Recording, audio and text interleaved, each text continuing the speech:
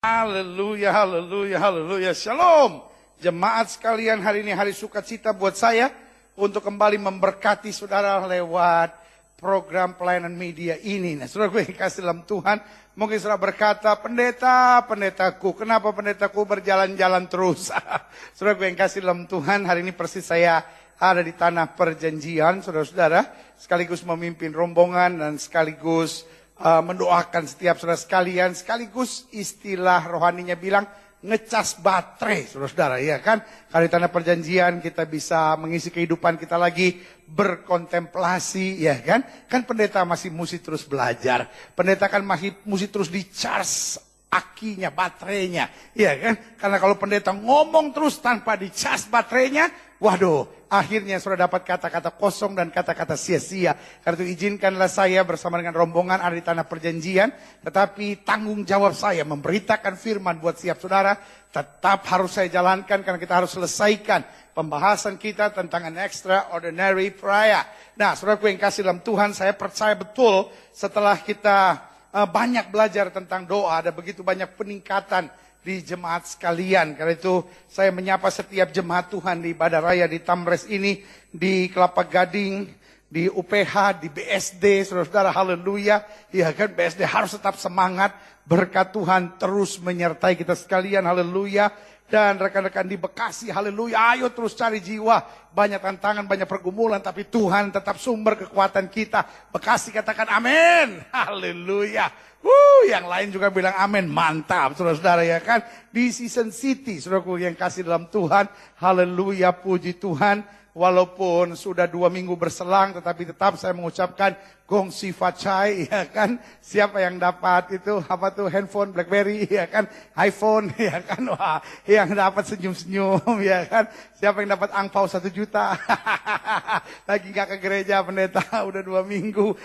Jalan-jalan di Ancol, darah Yesus, ya kan. Jemaat Tuhan di Medan, di Makassar, haleluya, Medan Horas. Makassar diberkati Tuhan, ya kan. Saudara gue yang kasih dalam Tuhan, kita berdoa terus Makassar supaya jangan terus rusuh, iya kan. Akibat pilkada ini pokoknya kita doakan yang terbaik buat Makassar, yang terbaik buat Sulawesi Selatan. Tuhan sudah sediakan, haleluya. Jemaat Tuhan di Palangkaraya, haleluya, shalom. Di Bogor, puji Tuhan. Sekarang udah gak kirim-kirim banjir lagi yang di Bogor, haleluya. Di Bali dan di Bandung, haleluya, puji Tuhan.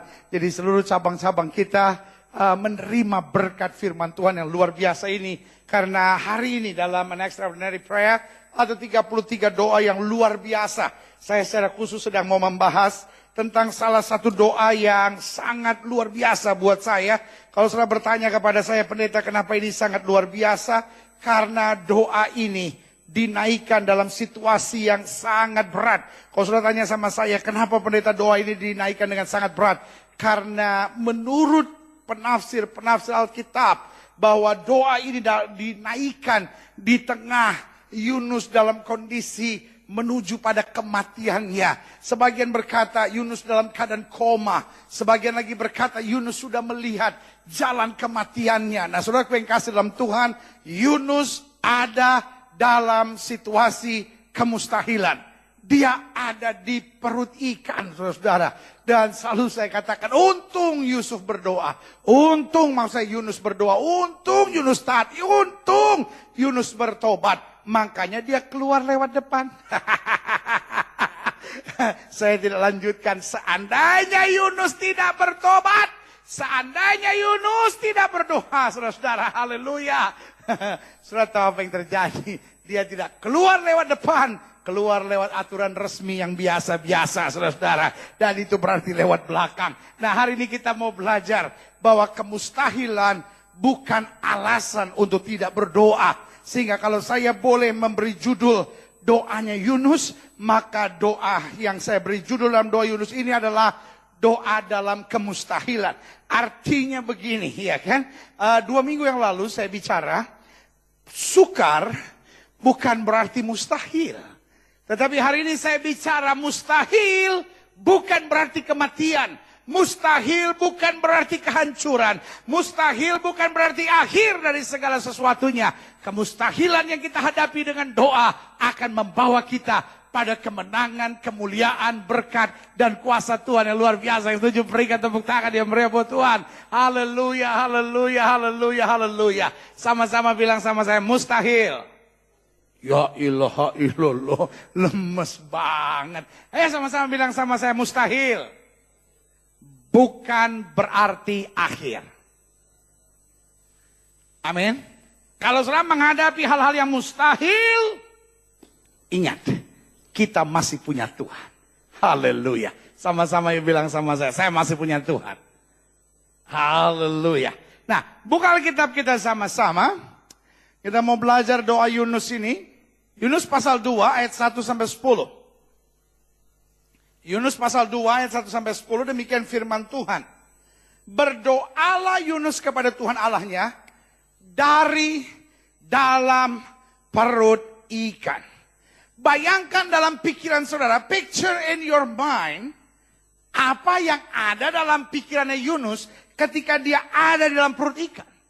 Dia nengok kanan kangkung, dia nengok kiri, teri, dia lihat ke atas, udang, dia lihat ke bawah, wah lubang untuk dia keluar. Saudaraku yang kekasih dalam Tuhan, apa artinya berdoa Yunus pada Tuhan Allah dari dalam perut ikan itu? Coba picture in your mind. Kira-kira apa yang ada dalam pikirannya Yunus? Pasti yang ada dalam pikiran Yunus mati dah gua. Pasti yang ada dalam pikiran Yunus gak ada jalan. Pasti yang ada dalam pikiran Yunus mau diapain juga, saya pasti mati. Tetapi saya mau bilang, mustahil bukan berarti saat untuk kita berhenti berdoa. Mustahil bukan saat berarti kita berhenti beriman. Mustahil bukan berarti saat kita angkat tangan dan menyerah. Ketika semua orang bilang ke telinga kita mustahil. Ketika semua orang bilang gak ada jalan keluar. Bahkan ketika batin kita berkata mustahil. Tetap lipat tangan kita. Tetap tutup mata kita. Tetap berharap kepada Tuhan kita. Allah kita tidak pernah gagal. Berikan tepuk tangan yang meriah buat Tuhan. Haleluya. Wih. Amin. Apa sih kita ini? Ada masalah sedikit. Aduh kayaknya gak kuat.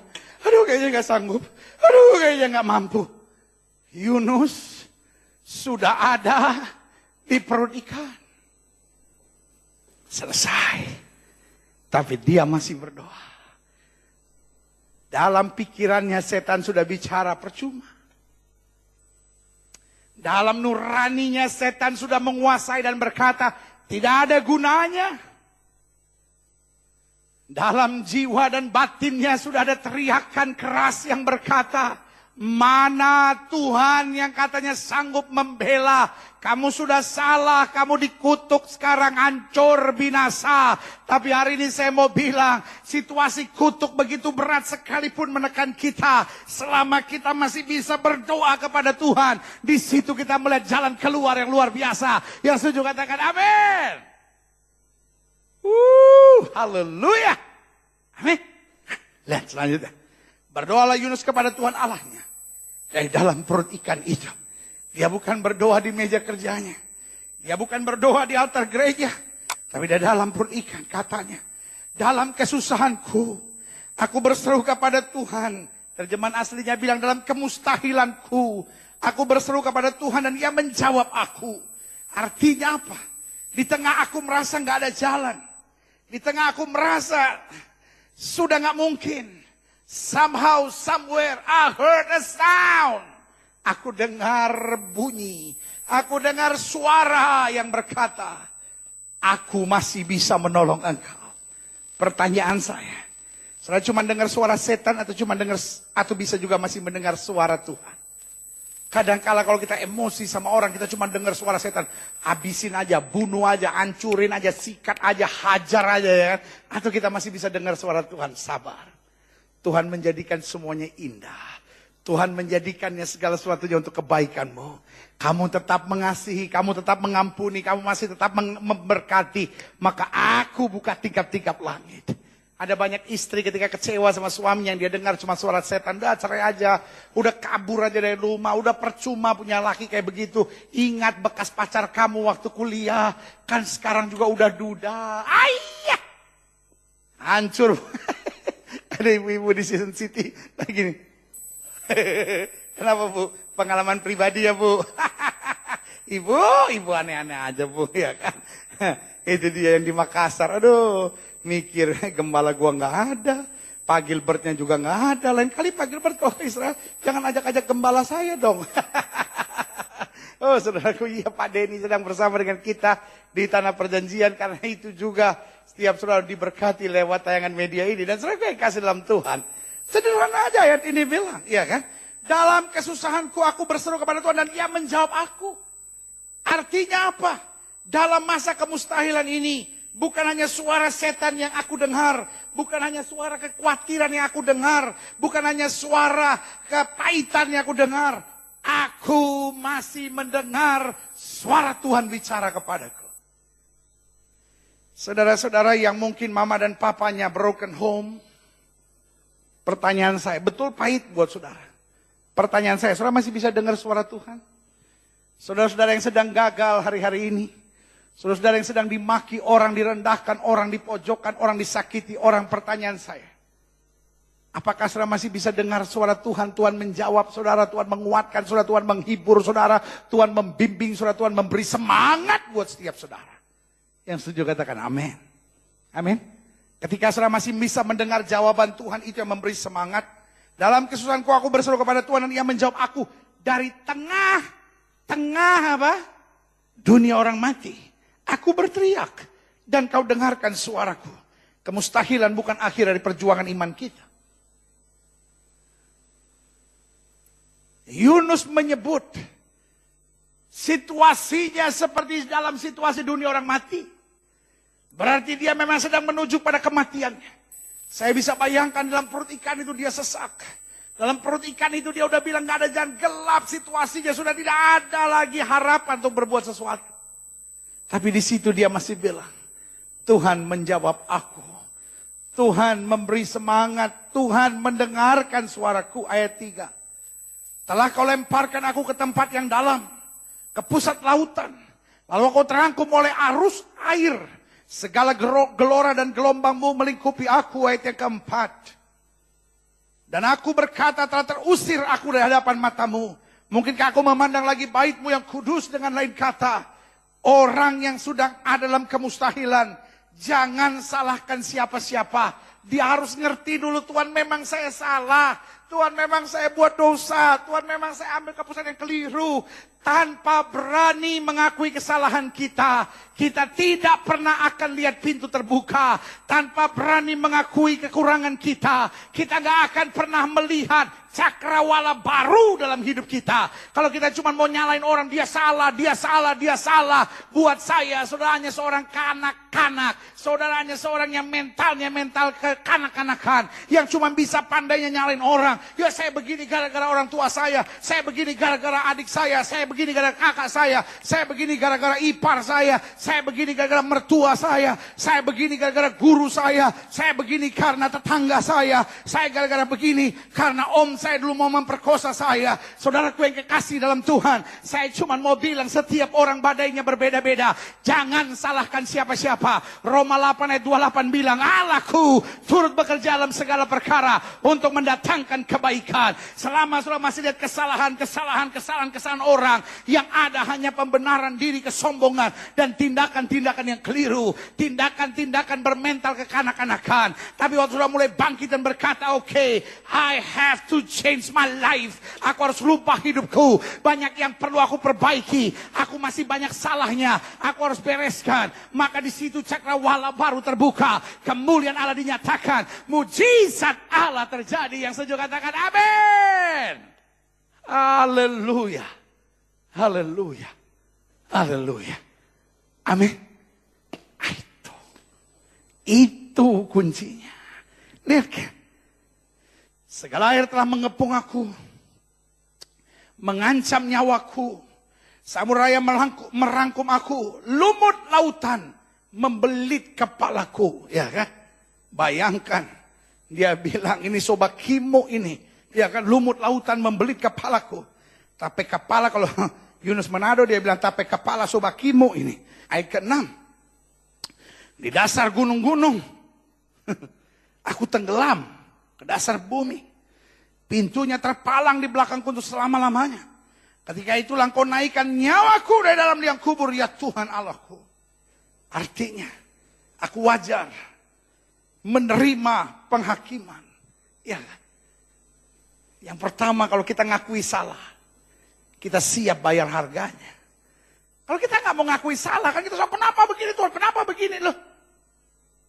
Yunus tidak mempersoalkan itu, Yunus tahu persis dia salah. Karena itu dia merendahkan diri, dia siap bayar harganya. Dan di mana ada kerendahan hati, di situ ada mujizat. Sebelum saudara berani merendahkan diri, ciri orang yang merendahkan diri, dia berani mengakui kesalahannya. Ciri dari orang sombong selalu orang lain yang salah. Dia yang nggak benar, dia nggak benar, dia nggak benar. Kalau saudara selalu cuma nunjuk orang lain, kamu nggak benar, kamu nggak benar, dia nggak benar, dia nggak benar. Itu bukti hatimu satu keras, yang kedua hatimu busuk, dan yang ketiga engkau dikuasai oleh kesombongan dan tinggi hati. Ngerti? Jangan marah ya, jangan marah. Pendeta kan kasih tahu karena sayang sama saudara. Iya, karena sayang sama saudara. Iya, sayang. Kalau pendeta nggak tegur saudara, berarti pendeta itu pendeta yang nggak punya hati untuk hidup saudara. Saya gembala yang sayang sama saudara. Saya tegur saudara supaya apa? Hidupmu berubah, rumah tanggamu bahagia, hidupmu berkemenangan, jalan-jalanmu penuh mujizat. Dan saya katakan amin. Orang kalau rendah hati, dia berani ngakui salah. Karena dia berani ngakui salah, kalau ada harga yang harus dia bayar karena kesalahan dia siap. Tapi karena dia merendahkan diri dan hati seperti itu, maka Tuhan akan mengangkat dan menyatakan kemuliaan. Yang setuju katakan amin. Amin. Kita lihat selanjutnya ayat yang ke-7. Ketika jiwaku letih lesu dalam aku, teringatlah aku kepada Tuhan dan sampailah doaku kepadamu ke dalam bait-Mu yang kudus. Mereka yang berpegang teguh pada berhala kesia-siaan, mereka yang meninggalkan Dia mengasihi mereka dengan setia. Tetapi aku dengan ucapan syukur, astaga luar biasa. Bayangkan di tengah kemustahilan seperti itu, masih ada kalimat yang hebat yang dinaikkan Yunus. Aku dengan ucapan syukur akan kupersembahkan korban kepadamu. Apa yang kunazarkan akan kubayar. Haleluya. Keselamatan adalah dari Tuhan. Lalu berfirmanlah Tuhan pada ikan itu, dan ikan itu pun memuntahkan Yunus ke darat. My God. Ini yang selalu saya bilang. It's a simple God. Bayangkan Yunus masuk dalam a very complicated problem. Ingat, seringkali hidup kita jadi rumit karena dosa kita. Coba lihat. Bapak-bapak yang berselingkuh, tiba-tiba perempuannya hamil, wah bingung. Wah cari tempat untuk apa namanya gugurkan kandungan. Wah nanti tiba-tiba rasa bersalah lagi. Wah tiba-tiba mau digugurin, nggak jadi, nggak bisa, ya kan? Ada ya. Lalu bingung, wah nanti istrinya begini, anak-anak kabur dari rumah, anak-anaknya pakai narkoba, lalu bingung, aduh kenapa hidup jadi rumit. Dosa membuat hidup ini jadi ribet dan rumit, saudara. Coba pelajari. Orang yang hidupnya dalam dosa, akhirnya, awalnya dia rasa enak kan, tanpa dia sadari, dia masuk ke hutan yang bingung, dan akhirnya waktu dia udah di dalam hutan, dia bingung nih keluarnya gimana nih situasi begini. Coba lihat, makin sudah hidup dalam dosa, makin sudah terjebak, iblis tuh licik. Kayaknya sudah benar terus kan. Orang kan kalau hidup gitu kan, dia ngerasa benar, wah ini semua yang salah, semua yang salah, semua yang salah. The end of the day, dia masuk di tengah hutan dan dia bingung. Ini keluarnya gimana ya? Saudaraku yang kasih dalam Tuhan. Kalau saudara dalam situasi itu, bisnis saudara sedang bingung, hari-hari hidup saudara bingung, your marriage confused, ya kan? Pernikahan saudara bingung, karena ekonomi saudara bingung. Kalimat saya cuma sederhana. Ambil langkah Yunus. Sadar, merendahkan diri, stop sama pemikiran, I was right. Saya selalu benar, orang lain yang salah. Tapi mulai change your mind, I was wrong. Saya salah, kenapa? My God is not a ribet God. Allah tidak pernah tuntun kita ke jalan yang ribet. Dosa selalu membuat hidup ini jadi ribet. Lihat apa yang terjadi dengan Yunus, karena pelanggarannya, karena dosanya, karena pemberontakannya. Akhirnya dia masuk sampai perut ikan, sampai mau mati, sampai udah nggak ada jalan, sampai udah habis semuanya. Lihat jalan keluarnya. Lalu berfirmanlah Tuhan kepada ikan itu, dan ikan itu pun apa? As simple as that. When God said His word, waktu Tuhan sampaikan firman-Nya, yang ribet menjadi gampang. Tapi gimana sampai Tuhan berfirman? Dia harus lihat dulu hati kita bertobat. Dia harus lihat dulu kita sadar kesalahan kita. Itu sebabnya selama masih berkeras, saya benar, semua yang salah. Lihat aja. Yang ada, hidup selama makin lama makin ribet. Untuk Yunus gak ngotot seperti saudara itu. Kalau Yunus ribet, ngotot seperti saudara, keluar di belakang. Yang ketawa loh, mau keluar di belakang atau keluar di depan? Ya, kalau mau keluar di depan, bertobat. Minta ampun sama Tuhan. Jangan marah, jangan apa, sadar dulu, beresin dulu sama Tuhan. Saya cuma mau bilang ya, iblis ahli, bikin segalanya jadi rumit. Rumah tangga, aduh, iblis kalau udah kerja, pelayanan aja bisa jadi rumit. Rumah tangga bisa jadi rumit. Hubungan orang tua dan anak bisa jadi rumit. Karena ekonomi bisa jadi rumit. Hubungan kita sama keluarga sendiri bisa rumit. Saya cuma mau bilang, kalau segalanya sudah mulai rumit, itu berarti setan sudah mulai masuk. Caranya sederhana, bertobat, berbalik, jangan salahkan siapa-siapa, lalu sudah mulai kagum. Setelah lihat Tuhan mulai berfirman, yang rumit buat Yunus, tiba-tiba buat Tuhan sangat simpel. Tuhan bilang, kan, maksudnya ikan, muntah. Ikan itu muntah. Bah, bukan teri yang dia muntahkan. Bukan udang yang dia muntahkan. Persis yang dia muntahkan Yunus. Itu kalau dia muntahkan depan orang, pasti orang bilang, ngelahirin. Tapi itu yang saya mau bilang, my God is not a ribet God. Allah saya bukan Allah yang ribet. Apapun yang complicated yang dibuat oleh setan, waktu Allah turut campur, Tuhan menjadikannya mudah dan gampang. Yang setuju, berikan tepuk tangan yang meriah buat Tuhan. Haleluya. Haleluya, haleluya, haleluya, haleluya. Amin. Nah, makanya dalam pendahuluan saya catat begini. Iblis maunya selalu kita dalam sebuah pemikiran, wah mustahil. Mustahil rumah tangga saya bisa bertobat, mustahil suami saya bisa dijamah Tuhan, mustahil rumah tangga saya bisa dipulihkan, mustahil saya bisa dapat uang, mustahil saya bisa sekolahkan anak-anak saya, mustahil saya bisa terlibat dalam pelayanan, mustahil masalah ini bisa selesai. Iblis senang mengarahkan kita pada situasi kemustahilan. Makanya saya catat di sini, iblis ahli dalam menciptakan situasi kemustahilan. Iya ya. Sampai contohnya, ketika Yusuf difitnah oleh istrinya Potifar sebagai pemerkosa, itu kan mustahil Yusuf bisa bangkit, mustahil Yusuf bisa keluar, mustahil Yusuf bisa bebas, ya kan? Apalagi mau jadi pemimpin, mustahil. Waktu Daniel dibuang ke gua singa, mustahil. Waktu Sadrak Mesak Abednego dibuang ke dapur api, dipanaskan 7 kali lipat, mustahil. Ketika Paulus dan Silas dalam penjara, mustahil. Ketika Yesus disalibkan, mustahil. Iblis ahli dalam menciptakan situasi kemustahilan. Jadi jangan kaget kalau saudara bilang, aduh pendeta kayaknya keadaan keuangan saya udah mustahil deh. Saya cuma bilang, permainan lamanya setan. Saudara jangan terjebak. Lagu lamanya setan. Ya pendeta saya kan dulu kedukun pendeta. Sekarang kayaknya kutuk nih menguasai saya nih pendeta. Mustahil saya bebas dari kutuk ini. Saya cuma mau bilang lagu lamanya setan itu. Lagu lamanya setan. Lagu lamanya setan. Tapi saya cuma mau bilang. Ketika iblis pojokkan kita dalam sebuah sudut yang bernama kemustahilan. Tuhan kita tetap Allah yang ahli. Memegang tangan kita, mengangkat kita keluar dari kemustahilan. Dan justru membawa kita pada kemuliaan yang setuju. Berikan tepuk tangan yang meriah. Haleluya, haleluya, haleluya. Sama-sama bilang, dalam iman percaya saya.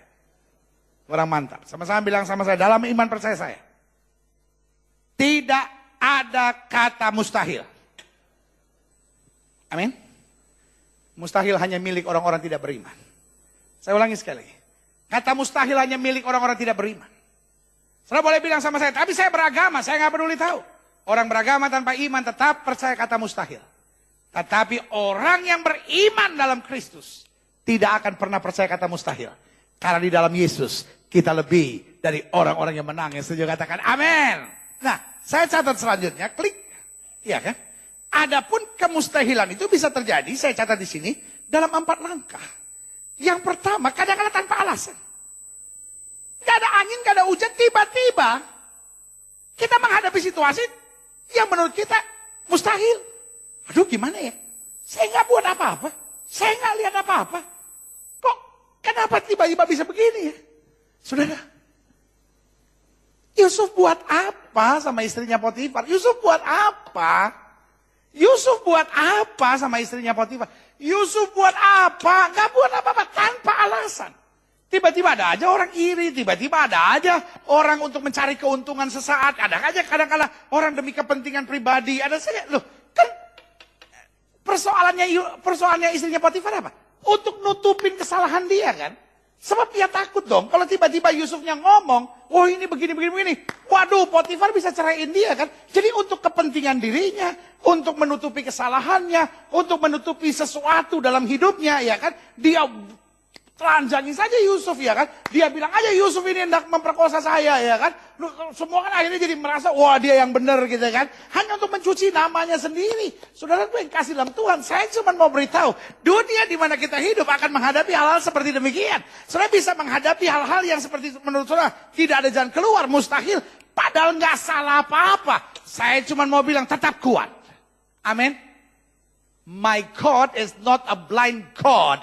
Allah saya bukan Tuhan yang buta. Dia Tuhan yang tahu persis apa yang kau hadapi. Dia tahu persis apa yang terjadi. Dia tahu persis siapa saudara. Dia tahu persis apa yang kau kerjakan. Dan dia tahu cara menyelesaikan segala persoalanmu. Yang setuju katakan amin. Tugas kita cuma tenang. Tugas kita cuma berserah. Tugas kita jangan nyalain siapapun. Jangan benci siapapun. Jangan mengutuk siapapun. Jangan menyumpahi siapapun. Tugas kita tetap tersenyum. Tetap beriman. Tetap memandang Tuhan. Karena daripadanya lah pertolongan kita. Yang setuju katakan amin. Yang kedua, kemustahilan itu bisa terjadi karena apa? Pikiran yang membesar-besarkan masalah. Kadang-kala masalah kita sih nggak besar-besar amat, bener deh.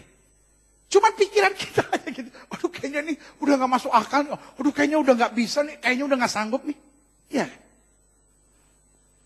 Kita punya trombosit turun.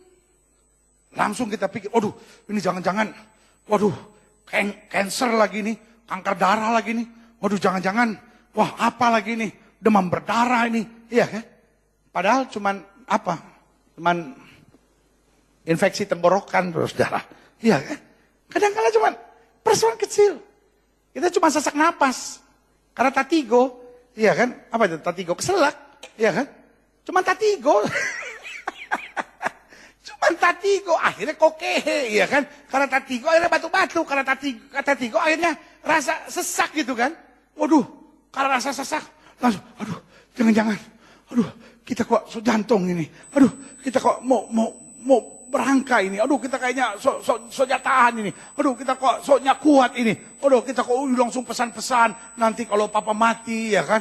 Bawa ke dokter, ngatain cuma tatigo, ya kan? Cuma keselak, saudara, darah Yesus. Aneh-aneh aja, iya kan? Orang sangir ini aneh-aneh. Ada orang sangir. Guru mau tes. Guru bilang begini. Buat Ngana 1 sampai 10. Uang nomor berapa di hidup Ngana? Ya kan? Dia cuma pengen tahu kan Tuhan nomor 1 atau apa ya. Uang nomor berapa? Karena kan uang nomor 1 kan jadi kan segalanya butuh uang, tapi uang bukan segala-galanya. Jadi dia tanya, Ungke, uang nomor berapa for Ngana? Ungke langsung menjawab, 6 Bu Guru. Waduh, Ibu Guru langsung bilang, Ngana memang rohani, Ngana memang luar biasa Ungke. 1 sampai 5 apa? 1 sampai 5 tetap Pancasila Ibu. 1 sampai 5 tetap Pancasila. Rupanya Ungke bodoh tapi tetap nasionalis. 1, ketuhanan yang Maha Esa. 2, kemanusiaan yang beradil dan beradab. 3, baru yang nomor 6, uang.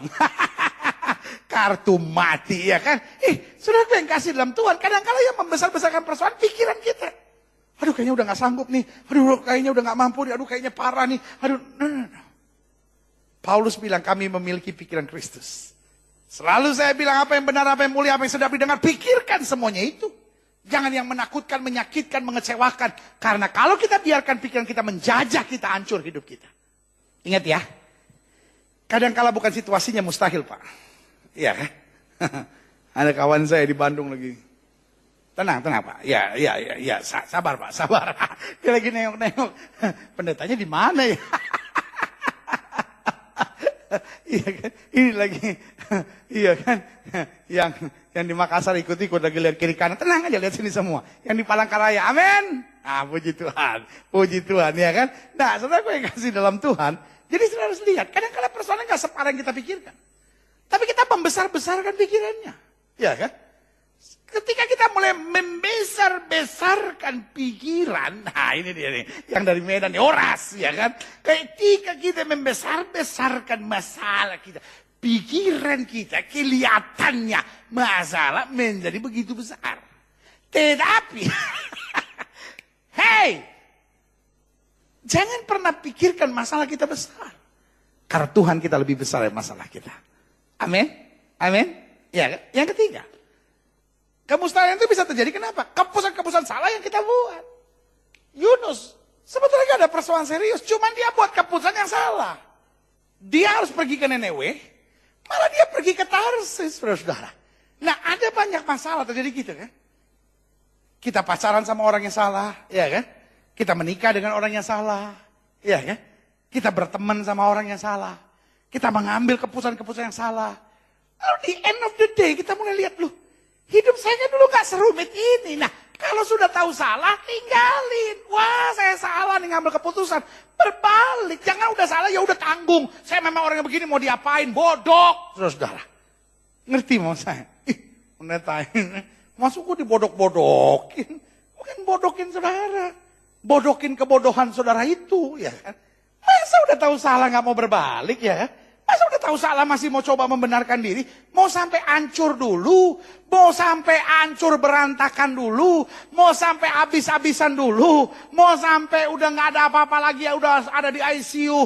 Udah ada di balik tali besi? Udah hancur habis-habisan baru ya Tuhan tolong. Kasihan aku. Lalu bilang sama semua orang, kok lu gak pada kasihan sama gua? Nah lu saudara sendiri ya gak kasihan sama diri kamu? Iya kan? Udah tahu salah, perbaiki dong. Iya kan? Yunus memang salah. Tapi mentalnya tetap hebat. Dari dalam perut ikan, dia masih bisa bilang, Tuhan ampuni aku. Itu yang saya bilang. Jadi ingat ya, kemusyrikan bisa terjadi tanpa alasan. Yang kedua karena pikiran kita. Yang ketiga karena keputusan-keputusan yang kita ambil. Sebetulnya kita nggak harus ya menderita gitu. Dan yang keempat, karena teguran dan hukuman Tuhan. Nah ini juga berat. Ada kalanya teguran dan hukuman Tuhan itu berat. Ya kan? Karena apa? Karena kita salah. Dan saudaraku yang kasih dalam Tuhan, Alkitab bilang berbahagialah orang yang ditegur Tuhan. Wah ini maknanya dalam. Dalam, iya kan? Karena orang yang ditegur Tuhan di dunia ini dimaki orang. Orang yang ditegur Tuhan direndahkan orang. Orang yang ditegur Tuhan dicaci maki orang. Orang yang ditegur Tuhan dihina orang. Lihat tuh dia lagi dihajar Tuhan tuh. Habis dia banyak dosanya sih. Habis dia gak bener sih. Masa katanya pelayanan-pelayanan tapi kelakuannya begitu najis ya kan?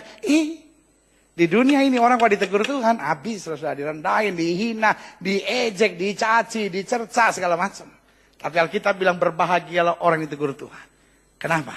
Karena kalau Tuhan menegur, pada saat yang bersamaan Tuhan memberi kekuatan yang baru. Yang setuju katakan amin. Haleluya. Nah,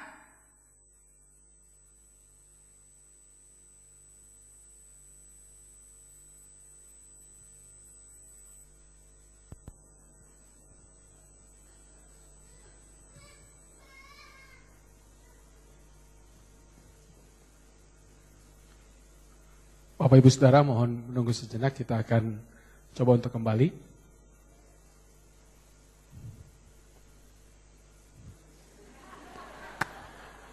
ada banyak orang yang hidupnya harusnya tidak menderita seperti sekarang. Ada banyak orang yang hidupnya harusnya tidak terancam seperti hari ini. Ada banyak orang yang hidupnya tidak seharusnya di tali besi. Ada banyak orang yang hidupnya tidak seharusnya dalam perzinahan seperti yang dia buat hari ini. Tetapi kenapa terjadi semuanya itu hanya karena lingkungan dan pergaulan. Ketika kita sedang menghadapi situasi seperti itu, pastikan. Jangan ada lingkungan yang justru membuat kita makin jauh dari Tuhan.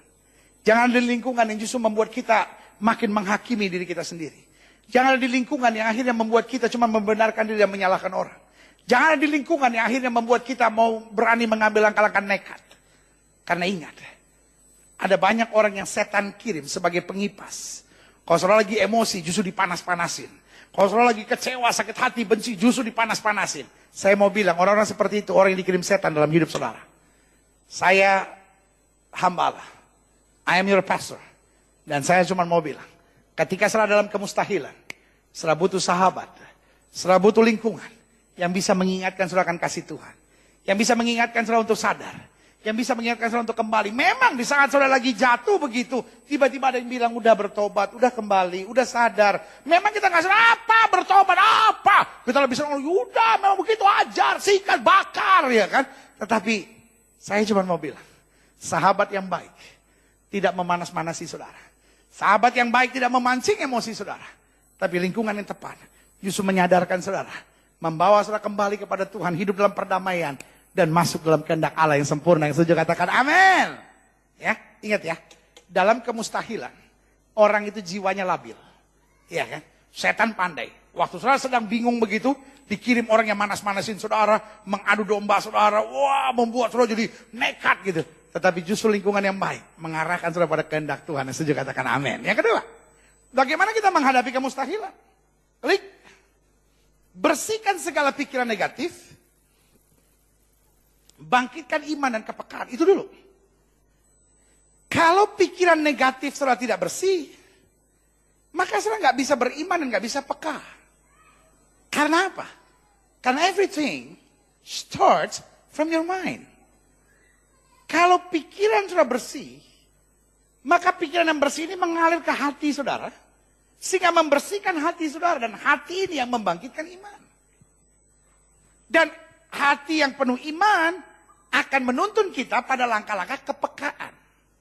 Nah, ketika hati saudara nggak bersih, yang dikuasai oleh pikiran-pikiran negatif, maka pikiran saudara negatif, hati saudara jadi busuk, maka saudara nggak bisa pekakan suara Tuhan.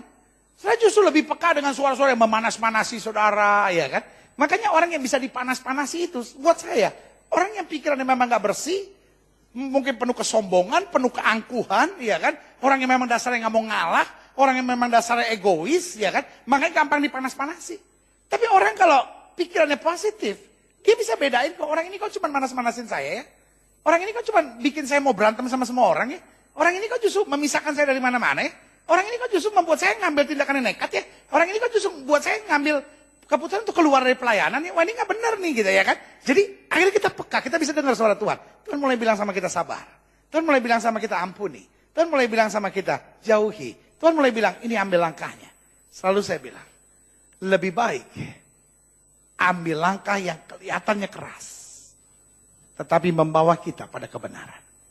Dalam hidup saya punya prinsip yang mungkin agak sedikit berbeda dengan banyak orang. Saya lebih baik kehilangan 100 teman daripada saya kehilangan idealisme untuk berjalan dalam kebenaran. Saya ulangi sekali lagi. Saya lebih baik kehilangan 100 teman daripada saya kehilangan idealisme untuk berjalan pada kebenaran. Ingat, buat apa saya menambah 100 orang teman? Tapi kemudian, akhirnya menjadikan saya orang-orang yang kompromi dengan dosa. Lebih baik saya kehilangan 100 orang teman. Tetapi saya tetap bisa berjalan dalam kebenaran oleh anugerah dan kasih Tuhan. Yang setuju berikan tepuk tangan yang meriah. Haleluya. Haleluya. Haleluya. Yang gak tepuk tangan, yang gak bener. Gilbert aneh aja. Udah gak datang, nyelak gue lagi. Ulang. Iya ya. Saya lebih baik kehilangan 100 teman. Tapi saya tetap bisa berjalan dalam kebenaran. Karena kebenaran yang membawa saya pada kemuliaan. Yang setuju berikan tepuk tangan yang meriah buat Tuhan. Haleluya, haleluya, haleluya. Jadi dalam kemustahilan yang setan mau serang pikiran kita. Sampai pikiran kita ngaco, pikiran kita negatif, pikiran kita kepahitan ya kan. Tetapi sekarang bersihkan dulu pikiran. Baru kita bangkitkan iman. Ingat, di bagian-bagian penting dalam hidup kita dalam kemustahilan, kita butuh iman. Amin. Dan akhirnya kita akan peka pada tuntunan Tuhan. Selanjutnya, Bagaimana menghadapi kemustahilan? Temukan alasan-alasan untuk tetap bersyukur dan memuji Tuhan. Tidak ada satu kondisi dalam hidup kita di mana kita nggak bisa melihat kebaikan Tuhan. Karena saudaraku yang kekasih dalam Tuhan, dalam situasi apapun kita tetap masih bisa bersyukur. Yunus masih tetap bisa bersyukur kok. Daud masih bisa bersyukur kok. Paulus dan Silas dalam penjara masih bisa bersyukur kok. Selalu saya bilang, kalau kita sudah nggak bisa bersyukur, iman kita sudah mati. Syukur tanda iman kita hidup. Saya ulangi sekali lagi. Thanksgiving to God. Bersyukur kepada Tuhan is the measurement of the living of our faith. Kehidupan yang bersyukur adalah ukuran dari kehidupan iman kita. Saya ulangi sekali lagi. Syukur adalah tanda bahwa iman kita hidup. Orang yang imannya hidup makin tetap bisa bersyukur dalam segala perkara. Tetapi orang yang sudah tidak bisa bersyukur berarti imannya sudah mati. I challenge you today. Mungkin saudara masih ke gereja. Tapi kalau saudara sudah tidak bisa bersyukur, maka itu tandanya imanmu sudah mati. Karena itu pastikan kau bersyukur. Dengan bersyukur kau hidupkan imanmu. Dan dengan iman kita akan melihat kemuliaan Tuhan dinyatakan. Dan sejak katakan amin. Jadi sekali lagi, temukan alasan-alasan untuk tetap bersyukur dan memuji Tuhan. Dan yang keempat, bagaimana menghadapi kemustahilan. Jangan batasi kuasa Allah. Meskipun Yunus sudah ada di perut ikan, tapi dia tidak mau membatasi imannya dengan perut ikan yang menakutkan, yang gelap, yang tidak ada jalan keluar. Jangan pernah batasi kuasa Allah. Jangan batasi kuasa Allah sesuai dengan account sudah di bank. Jangan batasi kuasa Allah hanya sebesar dompetmu. Kalau dompetmu tebal engkau bersyukur, tapi kalau dompetmu tipis engkau bertanya, Tuhan kenapa dompet tipis? Jangan batasi kuasa Allah hanya dengan senyum suamimu. Kalau suamimu tersenyum kau berkata Tuhan baik. Tapi kalau suami bentak-bentak dan marah-marah kepadamu dan berkata Tuhan kenapa punya suami kayak gini, ganti. Jangan batasi kuasa Allah hanya dengan rumah kontrakanmu. Kalau rumah kontrakanmu bisa kau perpanjang, kau berkata Tuhan itu baik. Dan ketika rumah kontrakanmu tidak bisa kau perpanjang, Tuhan, saudara marah sama Tuhan dan bilang, Tuhan perpanjang. Hari ini saya cuma mau bilang, jangan batasi kuasa Allah. Allahmu tidak terbatas. Apapun yang depan saudara itu hanya penglihatan mata saudara. Tetapi apapun yang kau imani, itu yang akan kau alami dalam hidupmu. Yang setuju katakan amin. Amin. Jangan batasi kuasa Allah. Tetap harapkan perkara-perkara besar.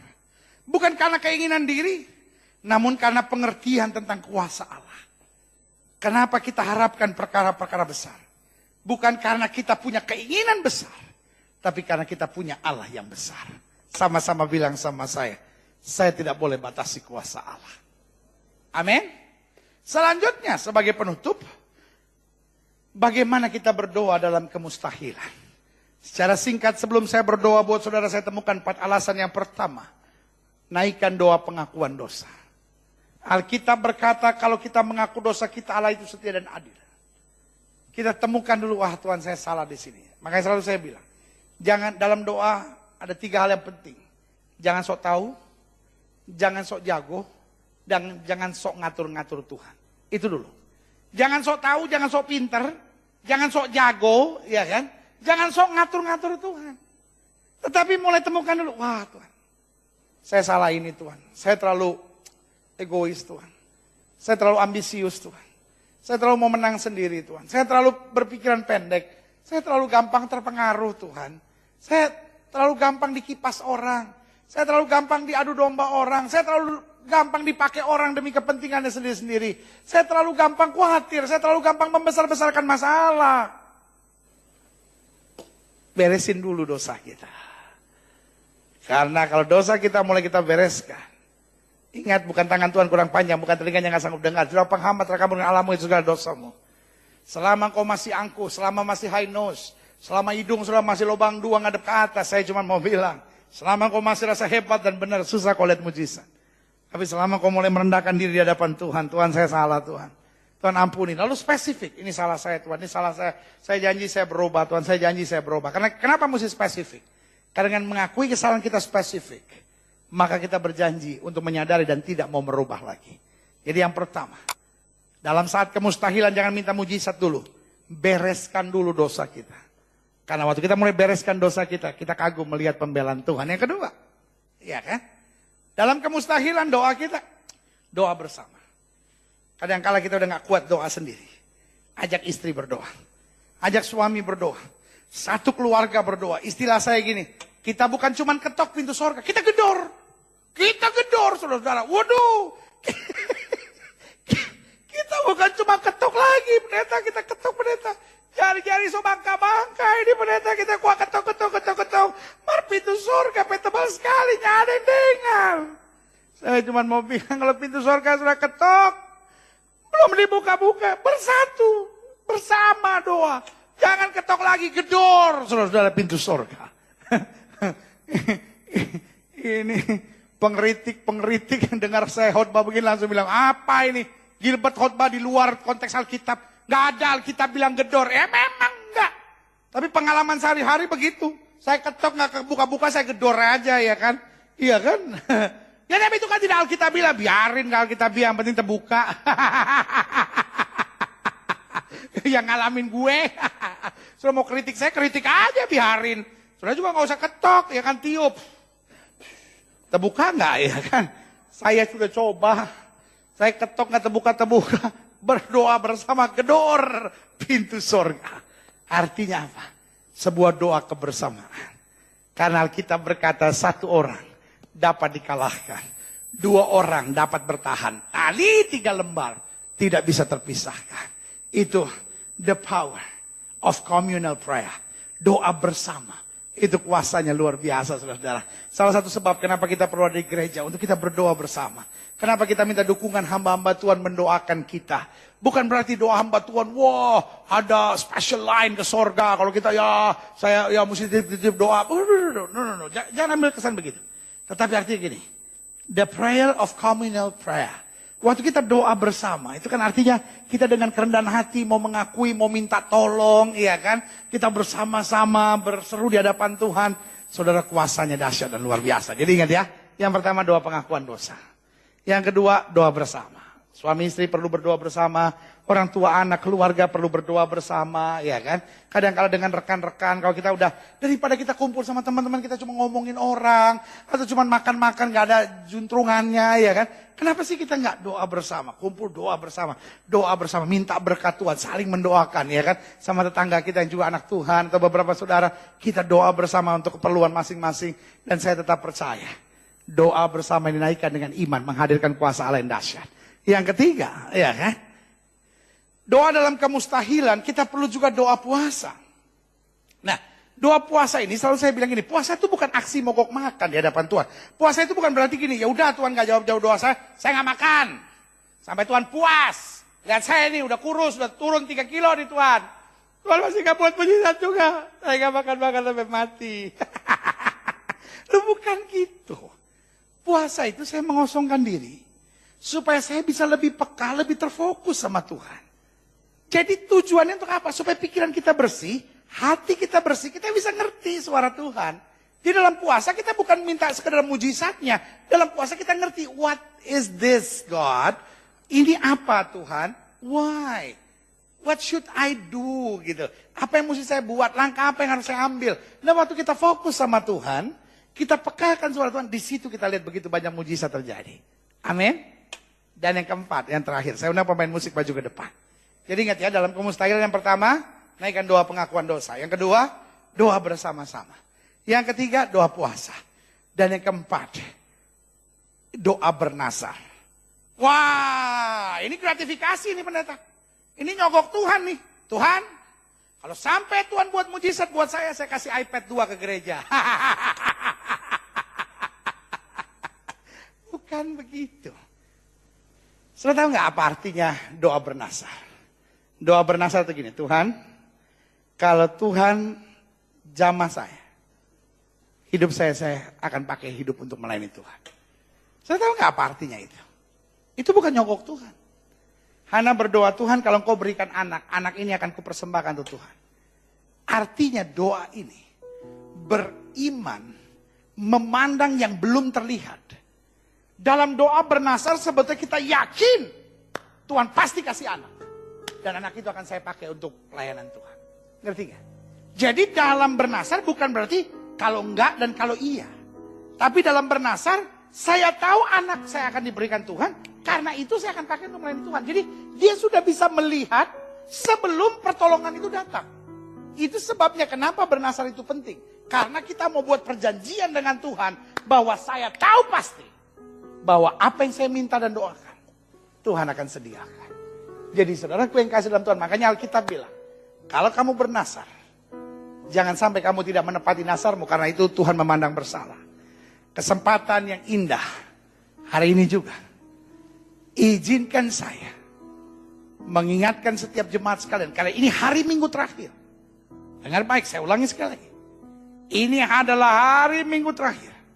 Ya kan? Di bulan Februari ini. Untuk kita kemudian masuk bulan Maret. Dan bulan Maret terakhir kita akan merayakan Jumat Agung dan Paskah. Khusus gereja kita merayakan HUT gereja yang ke-6. Berarti saudara yang kasih dalam Tuhan, mulai minggu depan kita masuki suasana yang indah di mana kita mengingat sengsara Yesus. Dan itu sebabnya saya juga mau mengajar setiap saudara sekalian. Kalau ada saudara yang sudah bernasar dan belum menggenapi nasar saudara, pastikan saudara genapi nasar saudara. Mungkin ada saudara nasar-nasar tertentu sama Tuhan. Tidak kebetulan dalam kesempatan yang maha indah ini. Di hari Minggu terakhir di bulan Februari ini saya mendorong setiap saudara. Ayo, ingat nasarmu sama Tuhan. Bereskan. Bayar nasarmu dan kau akan melihat kemuliaan Tuhan yang luar biasa. Hari ini meskipun saya tidak secara fisik bersama dengan saudara. Tetapi roh saya bersama dengan saudara hari ini. Untuk mengingatkan kepada setiap jemaat sekalian. Kemustahilan bukan akhir dari segala sesuatu. Kita bisa saja melihat segala situasi sepertinya mustahil dan iblis maunya begitu. Tapi kita mau tetap bersyukur. Kita tetap mau beriman. Kita mau tetap percaya. Kemustahilan tidak menghambat kita untuk tetap berdoa. Kemustahilan tidak menghambat kita untuk tetap beriman. Kemustahilan tidak menghambat kita untuk tetap berharap. Dan kemustahilan tidak menghambat kita untuk tetap bermimpi. Kita punya Tuhan yang dahsyat. Kita punya Tuhan yang luar biasa.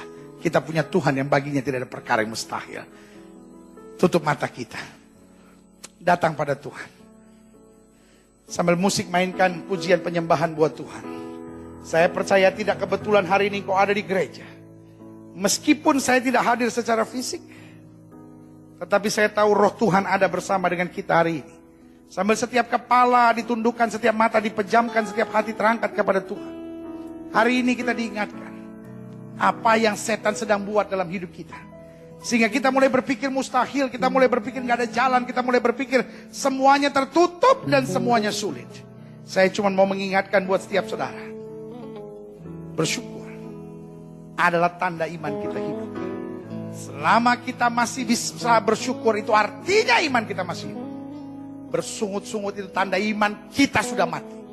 Dengan bersungut-sungut kita tidak yakin bahwa Tuhan bisa tolong kita. Dengan bersungut-sungut kita tidak percaya bahwa Allah sanggup membela kita. Hari ini saya mau berdoa buat setiap saudara sekalian. Setiap saudara yang ingin didoakan secara khusus mungkin hari ini saudara berkata, mustahil saya bisa disembuhkan. Mustahil rumah tangga saya bisa dipulihkan. Mustahil saya melihat mujizat. Mustahil saya bisa dipakai Tuhan. Mustahil saya bisa bangkit. Jalan saya sudah ribet. Jalan saya sudah rumit. Jalan saya sudah betul-betul tersesat. Saya cuma mau bilang, Tuhan cuma butuh pengakuan. Tuhan cuma butuh kesadaran. Lord, I was wrong. Tuhan saya salah. Dan biarkan Tuhan yang bertindak.